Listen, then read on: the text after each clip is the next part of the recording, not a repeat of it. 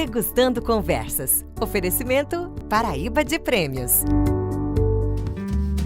E começamos agora mais um Degustando Conversas. No programa de hoje vocês vão saber como é que faz um salmão com molho de morango e também vamos ter uma conversa aqui com o escritor Eric Brito com o seu mais novo livro. Aguarde tudo isso e muito mais aqui na TV Borborema.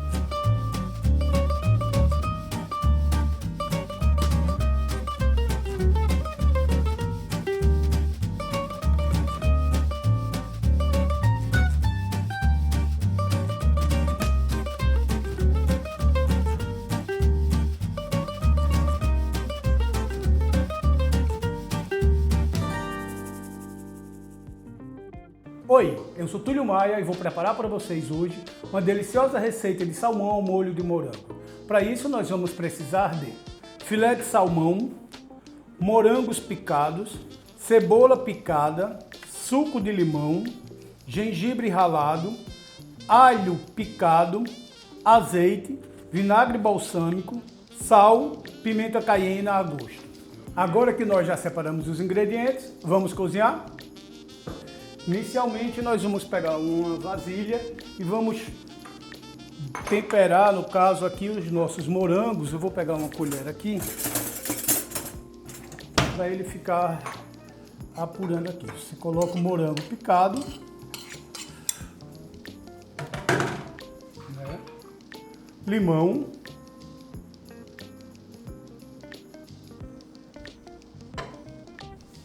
o gengibre ralado,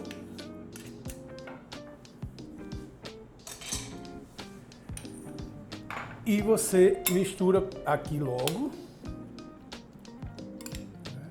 dá uma amassadinha, coloca a cebola,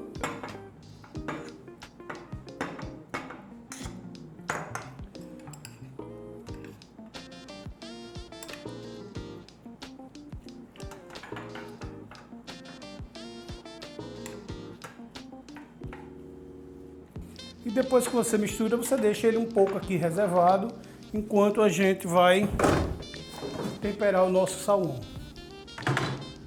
Nós vamos utilizar o vinagre balsâmico,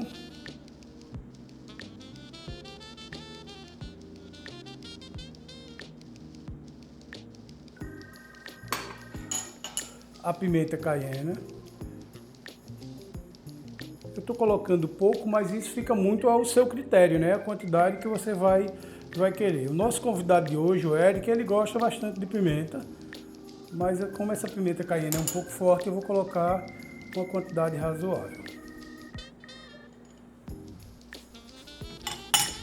Nós vamos deixar ele apurando aqui. Enquanto isso, a gente pega uma frigideira e uma panela pequena. Vamos aquecer primeiro a nossa frigideira, colocar um fio de azeite.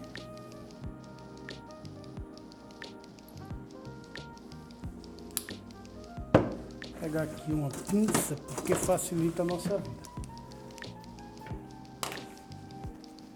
Vamos deixar essa frigideira esquentar, espalhando uniformemente esse azeite, e a gente vai dar uma selada nesse filé de salmão. Vou deixar aqui uma vasilha porque a gente vai selando e colocando aqui, tá? Sal a gente pode deixar para colocar no final, porque a gente vai fazer esse molho de morango, então a gente prefere colocar o sal nele do que já colocar no peixe e depois colocar também no molho, e isso pode ser que venha a salgar. Então é bom a gente sempre tomar cuidado, e o sal a gente deixa para ajustar no final, tá bom?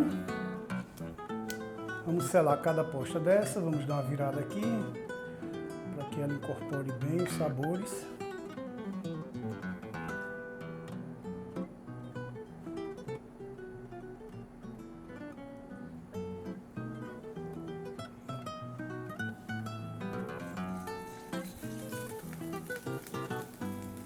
A gente vai selando.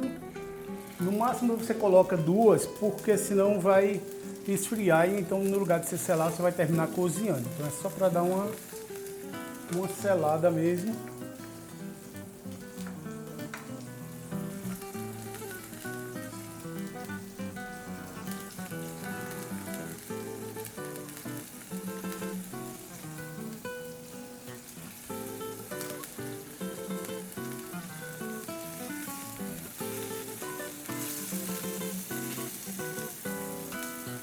Deixar ele dar uma douradinha de um lado, depois a gente vira para que doure do outro. E a gente vai fazer isso em todos os filezinhos que nós temos aqui.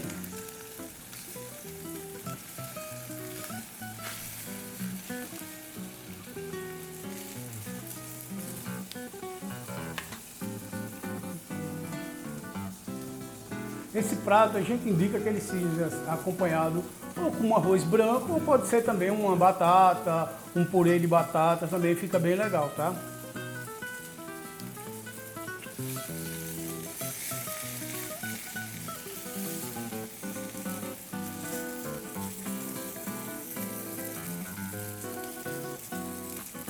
Nosso filezinho a gente está fazendo ele sem pele. Mas se você fizer ele com pele, você tem que deixar ele bem crocante e na hora de servir lembrar de colocar a pele para cima. Mas esse nosso filezinho ele está sem pele, tá?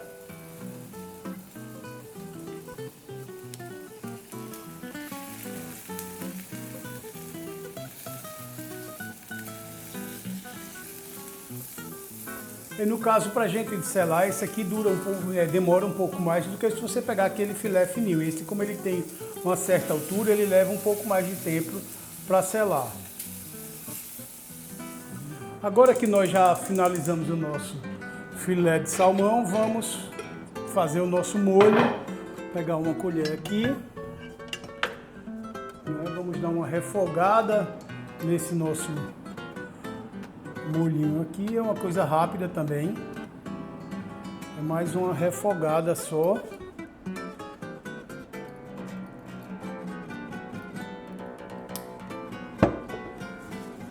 Não é um molho que requer muito cozimento, né, no caso.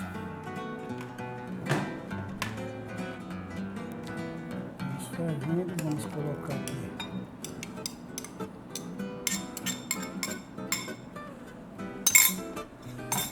Vamos dar uma refogada nisso.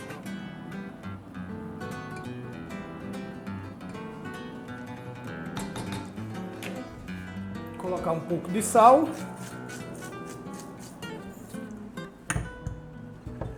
E pimenta.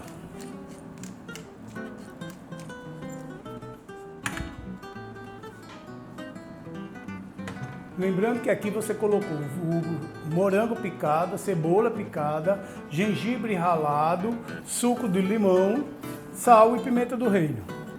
Então a gente vai deixar ela dar uma refogada aqui nisso e assim nosso prato ficará pronto. No caso, nós vamos servir hoje ele acompanhado com um arroz branco.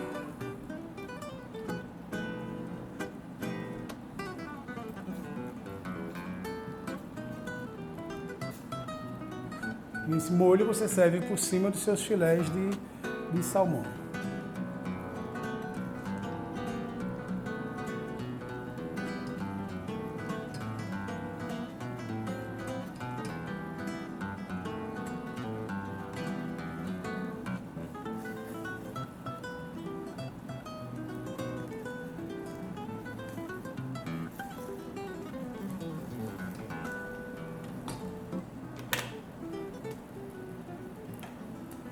Deixa ele apurar e fica pronto o nosso prato. Escolhemos essa receita porque a gente já está na primavera, né? Então já as temperaturas estão mais elevadas, então a gente tem que procurar comer pratos mais leves. Essa é uma excelente opção para os seus dias de primavera. Também para o verão é um prato bem adequado.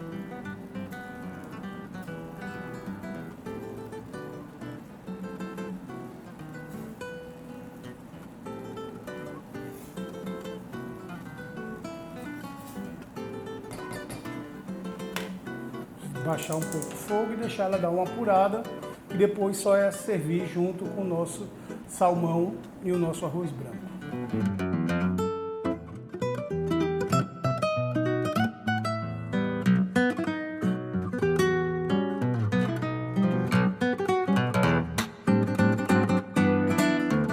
E hoje nós estamos recebendo mais uma vez um escritor aqui de Campina Grande, que nos apresentou um livro, acho que o ano passado foi isso. Ano passado, isso.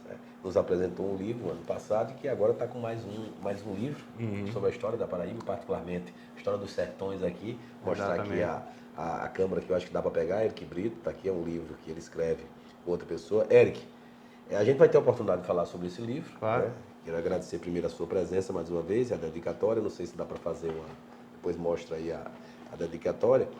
E primeiro, assim, vamos o prato salmão de hoje com molho de morango, enfim, uma quebra bem interessante que o Túlio Maia nos trouxe aqui para a gente provar. Mas, Eric, em se falando de Paraíba, em se falando de Campina Grande, nós estamos na região do semiárido. Isso. Né? A gente, pelo que a gente conhece da história, Teodósio de Oliveira Leda, quem chega fazendo isso. Teodósio é a grande figura dos sertões mesmo? O grande desbravador, ou ele foi apenas um dos? Ele foi um dos. Ele teve um nome muito marcante pelo fato dele ter fundado Campina Grande. Mas, além disso, ele fundou cidades como Pombal. E aí a gente vai mostrar exatamente essa jornada dele. Né? Não que ele tenha sido uma boa pessoa. Né? Na época, essa questão de bem e mal, ela era bem controvérsia. Então, ele foi inspirado pelo tio dele, Antônio Oliveira Ledo. Esse foi o primeiro, foi o pioneiro na conquista do sertão. O primeiro desbravador dos sertões. Isso. E a perspectiva era diferente. A gente pensa que eles queriam fazer cidades. Não. A ideia era medieval, então era criar um feudo nas terras da Além-Mar. Né? Então era criar a ideia do feudo Oliveira Ledo. E isso aí foi em cima exatamente das questões de Sesmaria. Eles chegam aonde? Aqui em Campina Grande? Não. Inclusive, tem um erro na Wikipédia, quando a gente pesquisa a história de Campina Grande, é apontado como a conquista do litoral para o sertão. Tá. Mas, de fato, não aconteceu isso. Foi o contrário, né? Foi conquistado pela porta da cozinha. Então, a primeira vila do interior da Paraíba foi a vila de Carnoió, onde hoje é a cidade de Boqueirão. Né? Eles conquistaram a Sesmaria, o Antônio, com o Teodósio ainda jovem, né? E mais adiante eles foram conquistar as Espinharas.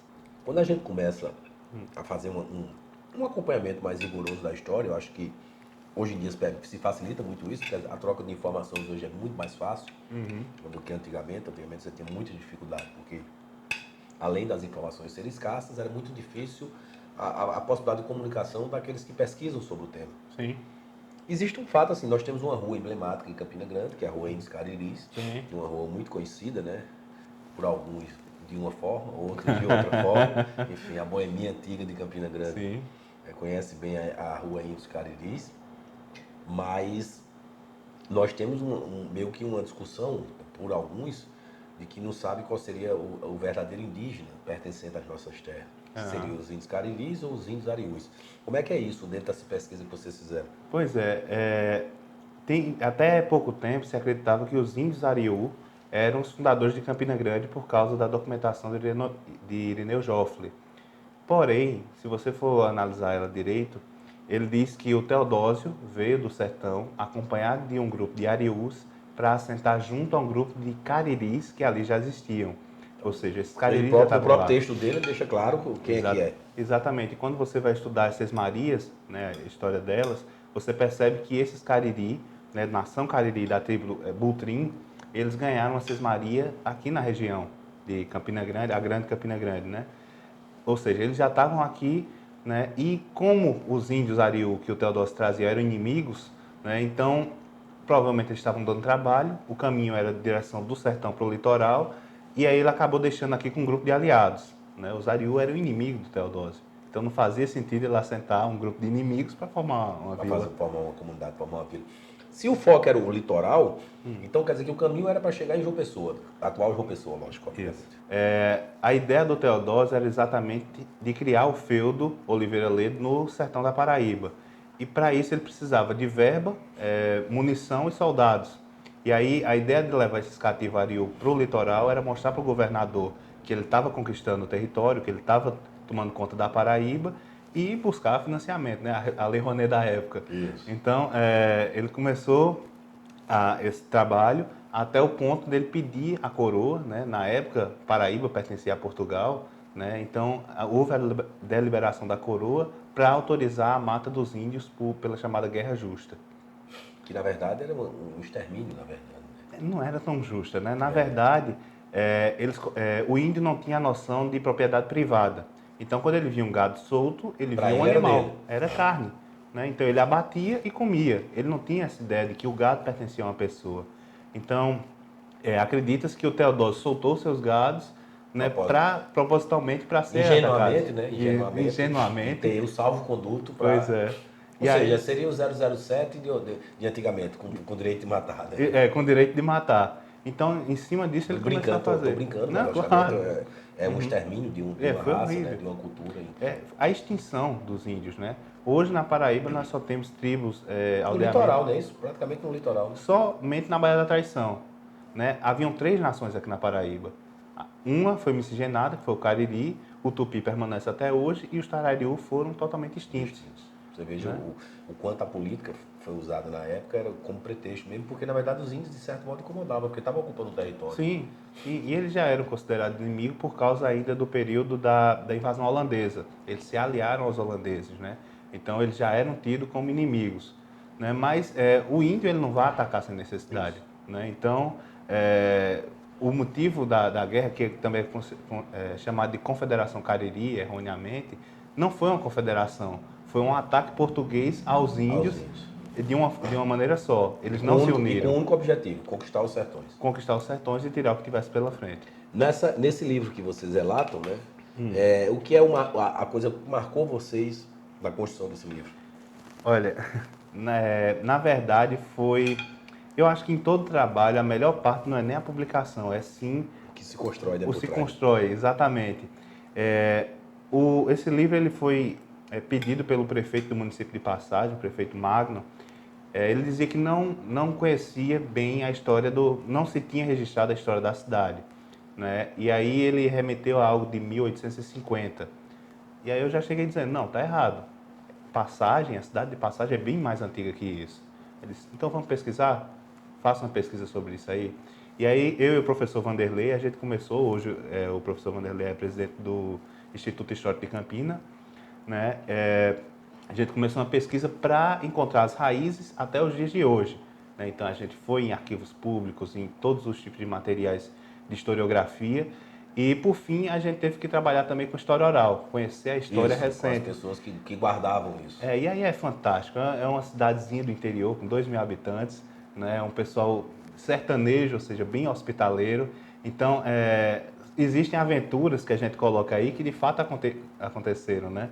Eu acho que o mais interessante do livro é exatamente isso. Tem personagens aí reais. Tem um filme que eu não me lembro, o homem que falava javanês, né? Que falava javanês. Não é bem assim a história em si, não. Ele cria, né? E faz como se fosse o relato histórico da cidade todinha, vai contando para ele. Exatamente. Pronto, aí foi basicamente nesse sistema que a gente fez. Né? A cidade vinha para a gente e começou a adotar. Tanto que recentemente a gente recebeu o título de cidadão passagense. Uma das maiores honrarias, porque...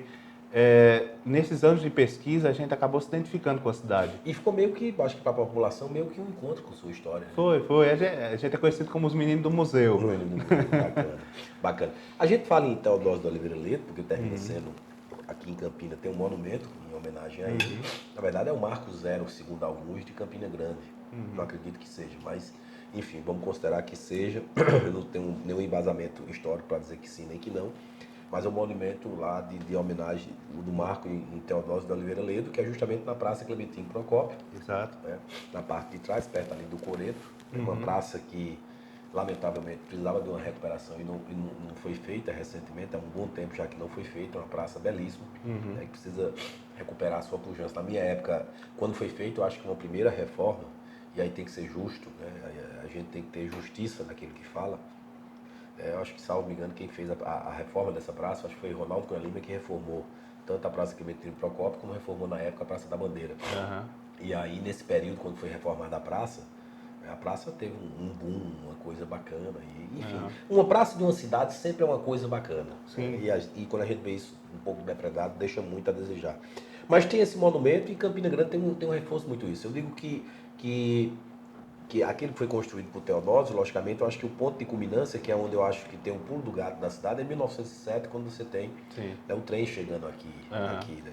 E que, segundo alguns dizem, na época eu participei da comemoração do centenário, da chegada do trem aqui em 2007, que foi Laurides, que foi muito esperto, né? Sim. Ele pegou e convenceu os caras de não ir para areia e vir para Campina Grande, o ramal vir para Campina Grande, não ir para areia, porque tudo era para lá. Tudo era para lá. Espertamente ele puxou com os contatos que tinha e Campina se tornou a Liverpool nordestina, enfim, brasileira, por conta do algodão que tinha aqui muito em abundância. Mas Teodósio de Oliveira Leite, para Campina Grande, ele foi realmente teve essa importância. Depois que ele veio para aqui, ele continuou desenvolvendo a cidade. Como é que foi essa relação do Teodósio com Campina Grande? Teodósio para Campina Grande, ele foi basicamente o que boa parte da população é. Ele foi um passageiro, uma pessoa que veio por aqui, fez um trabalho e foi embora. Campina Grande ela é uma cidade de imigrantes, sempre foi. O Teodósio, ele não tinha um apreço por Campina, nunca teve. A paixão dele era o sertão. Então, quando ele veio para cá para assentar os Ariú, ele, em contrapartida, ele tinha que ceder um aldeamento, ele tinha que ceder uma missão católica. Então, ele deixou os índios aqui e foi para a capital pedir também essa missão que deu a fundação da cidade. Mas logo em seguida ele voltou para Boqueirão e foi continuar o que depois veio originar a Guerra dos Bárbaros, a maior dizimação da gentílica no sertão. Uma coisa absurda. É interessante, assim, Campina Grande tem umas coisas pitorescas. Eu não sei se dentro da pesquisa que você fez, você terminou encontrando isso, ou se já pesquisou algo desse tipo, mas pelo que eu li, que acompanhei algumas coisas, é uma cidade que a igreja matriz, ou a catedral, digamos assim, ela praticamente não é voltada para a rua principal. Hoje você poderia dizer que a Floriano Peixoto é a rua principal de Campina. Então a matriz está ali, a catedral está ali bem colocada. Mas ela, na época, era a Vila Nova da Rainha. Exatamente. Então, se você imaginar hoje que a Vila Nova, ela corta a Floriana, é meio que a catedral era para ter feito ao contrário. Ela hoje está de lado para... Alguns dizem que é porque o arquiteto tinha outra religião e, propositalmente, quando construiu a coisa, quando perceberam que era tarde, e a outra que é uma praça. Então, a Praça da Morgação, a Praça Coronel Antônio Pessoa, para aqueles que sabem que a Praça Coronel, a galera hoje chama Praça da Morgação. Então, foi uma praça muito forte também para mim. E lá na Praça da Morgação, Praça Coronel Antônio Pessoa, tem uma coisa interessante, que aí a estátua que tem lá não é de Antônio Pessoa. Não é de Antônio Pessoa. É do irmão dele, de João Pessoa. Que salvo me engano, ela antes ficava ali no início, entre a junção da João Pessoa com a João Suassuna. Salvo me engano, tinha um local que era o relógio, uma praça do relógio que tinha ali, e ele ficava lá, e quando foi tirado em algumas das inúmeras reformas urbanas, levou para aquela praça, que era do irmão dele, e alguns dizem que ela está ao contrário. De costas para a cidade. De costa para a cidade, porque de fato João Pessoa está ali de costa para Campina Grande. Exato. Tem essas coisas em Campina, Campina tem esses fatos pitorescos, Pois é, Campina Grande é cheio de história, Ali a catedral, ela tem essa curiosidade. Ela fica muito distante, ela ficava distante do centro, Hoje em dia é uma coisa só. Mas na época, o princípio da construção de igrejas, a noção era de colocar num lugar mais alto. Só que não adiantava colocar num lugar mais alto se a cidade acontecia perto do açude. Isso, então... Então acabou que essa vertente católica não foi tão afinada quanto na... E assim, você pega as cidades históricas que ainda sobram no Brasil. Vamos pegar o interior de Minas, que ainda tem muito isso, Mas sempre tem a rua direita, Sim, a rua direita. A rua direita, que é sempre... E aí não era nunca a principal, porque na verdade a principal você tem, E a rua direita, de certo modo, seria a rua principal, que era justamente a Vila Nova da Rainha. A Vila Nova da Rainha. Em João Pessoa mesmo tem a rua direita, tinha a rua direita, que foi depois vai fazendo as mudanças, enfim, as mudanças. Mas enfim, a gente quando começa a falar dos tropeiros, eu vou puxar um pouco para a gastronomia. Certo. A gente conversava aqui em off, quem está aí nos acompanhando, a gente conversava em off, e eu falava que tinha feito até dentro dos meus artigos, nas últimas semanas, do Jornal União, todo domingo eu escrevo uma coluna Planeta Sabor, que é de gastronomia. E aí eu fiz um resgate muito de tanto Câmara Cascudo, como também de Gilberto Freire. Gilberto Freire tem uma visão diferente de Câmara Cascudo. Sim. Gilberto Freire tem uma visão muito mais de Casa Grande, de fato, dentro das obras dele, do que da Senzala. Apesar da grande obra dele ser Casa Grande e Senzala, eu não estou fazendo aqui nenhuma crítica a Gilberto Freire. Estou apenas dizendo a visão que se tem da história. Cada escritor tem uma visão histórica. Sim. Você, quando escreve, você coloca a sua visão. E Câmara Cascudo tem uma visão muito, muito diferente, uma visão de que o sertanejo, ele faz um trabalho. Aí, quando você pega Câmara Cascudo, ele vai fundo no cardápio do sertanejo, Dentre esses estudos que vocês fizeram, o que é que encontrou? Qual era a comida ou o que é que eles transportavam mais facilmente? Eu gosto muito do Câmara Cascudo porque ele faz uma vertente que a gente quer trabalhar também. O historiador, na academia, ela instiga você a fazer historiografia e esquece pontos como antropologia, a cultura. Né? O Câmara Cascudo ele abordava exatamente isso, como era o sertanejo, como é que vivia. Né? E aí, na questão dos tropeiros, eles viviam em constante transporte. Né? Não havia geladeira na época, né? Não era tão Nem fácil gelo. cozinhar, nem gelo. Né? Então, a comida tinha que Aí ser o tava mais... no sertão, né? Não estava no Pois Polo é. Norte para ter gelo facilmente, abundante. Pois é, então o objetivo tinha que ser prático, tinha que ser uma comida que desse para transportar e que não fosse perecível. Né? Então, o preferencial deles era exatamente a farinha e a carne seca, né? A carne de sol. Então, eles faziam esse transporte e nas paragens eles bebiam água e comiam esses dois alimentos. O que é interessante é que, assim, quando a gente fala em carne seca, é assim, a gente tem um tempo aqui no programa, eu vou ser sucinto para a gente poder encerrar, apesar de ser um tema bastante instigante.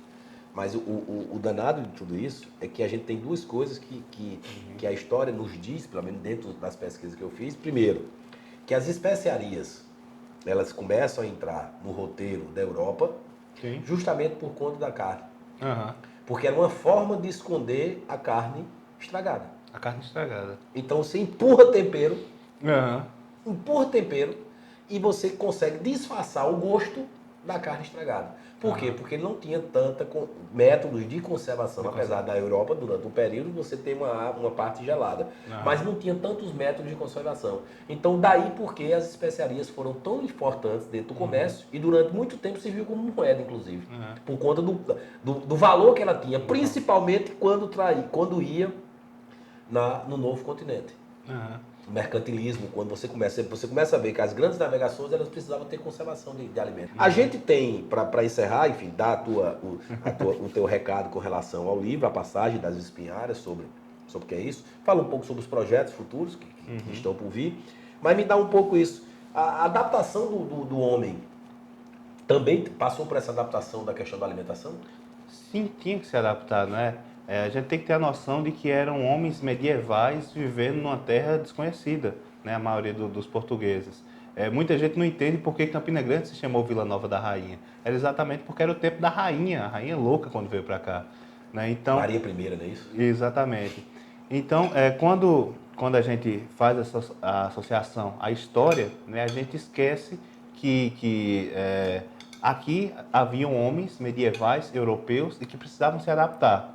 Né, a uma fauna, a uma flora totalmente diferente, né, e em cima disso haviam a formação dos cardápios, né, onde iria se imaginar a trituração do milho para fazer uma farinha de milho que ia originar o cuscuz, né, as formas com Mandioca mesmo, né? A própria mandioca que é venenosa, né, então é interessante a gente abordar isso aí. É importante a gente pegar não só as questões historiográficas, mas sociais, o que foi que compôs o homem do sertanejo, né? Então esse é um trabalho que eu venho fazendo junto com o professor Vanderlei. É o próximo projeto para apresentar? É o próximo projeto, exatamente. Com o professor Vanderlei de Brito, o presidente do Instituto Histórico de Campina, com a produtora de cinema, a Paisá Filmes. A gente quer contar a história do sertão, a história da Paraíba, o mais próximo possível e de uma forma fantástica, né? Que o paraibano e que o brasileiro conheça a história medieval daqui. Eu não tenho dúvida que aquilo que a gente come transforma completamente como a gente vive. Não adianta a gente ir para frente sem saber quem fomos, né? Qual é o nosso passado. Então a gente vai trabalhar através do cinema como se deu essa conquista do sertão. Enfim, vamos esperar agora o próximo programa com essa novidade. Eric, queria te agradecer, obrigado mais uma vez pelo livro. Eu que agradeço. E aí os telespectadores, as telespectadoras estão aí nos assistindo, vamos continuar aqui batendo papo, comendo e seguindo aqui o programa Degustando Conversa.